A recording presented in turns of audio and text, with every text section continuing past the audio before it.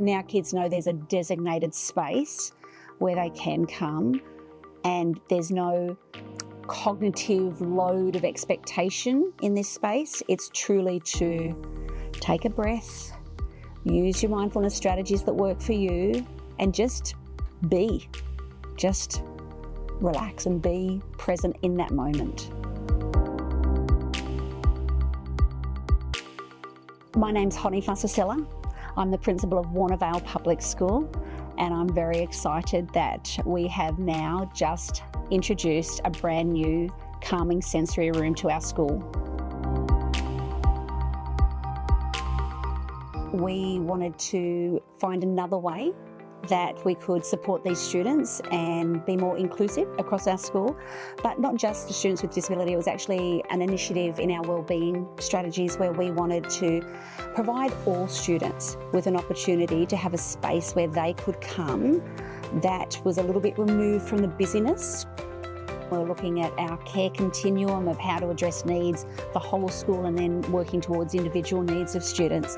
And so while we'd introduced some other strategies to help kids self-regulate, and we were explicitly teaching people to be aware of their emotions and what that looks like and how that manifests, just having a space where kids could come to that allowed them to be able to put those other strategies into place.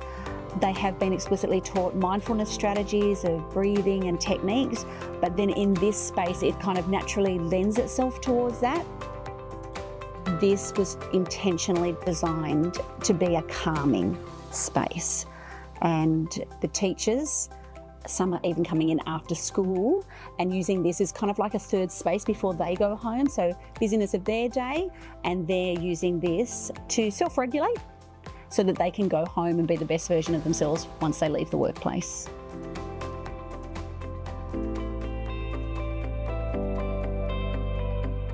As far as the expectations, even when you see something on paper and you visualise it, to then see it become a reality, that brings a lot of joy. And then I see that joy radiate in others when they come, and the excitement of kids saying, "Oh, Mrs. Fussasilla, this is beautiful." There was one student in kindergarten and she's like, "This is better than Christmas."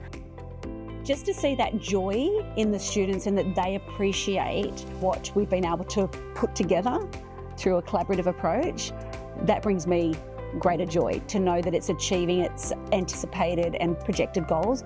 And when I actually get the feedback of real life examples of how it's impacting on the children, they've been extremely heightened prior, behaviour that was verging on unsafe, but once they came in here and being able to just have a total contrast to the behaviours that they were manifesting outside, and adding that element of calm for that child in that day, in that moment, I go, it's all worth it.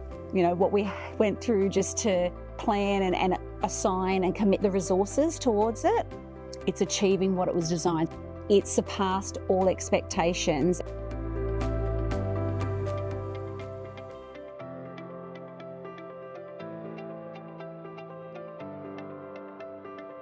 We worked with and consulted with Creative Sensory Spaces. I had played with and toyed with the idea of, do I just start with one element and then buy that and then purchase another and add it? And, you know, I was doing all research and looking to see what makes, you know, a space appropriate for the needs and the goals that we were achieving.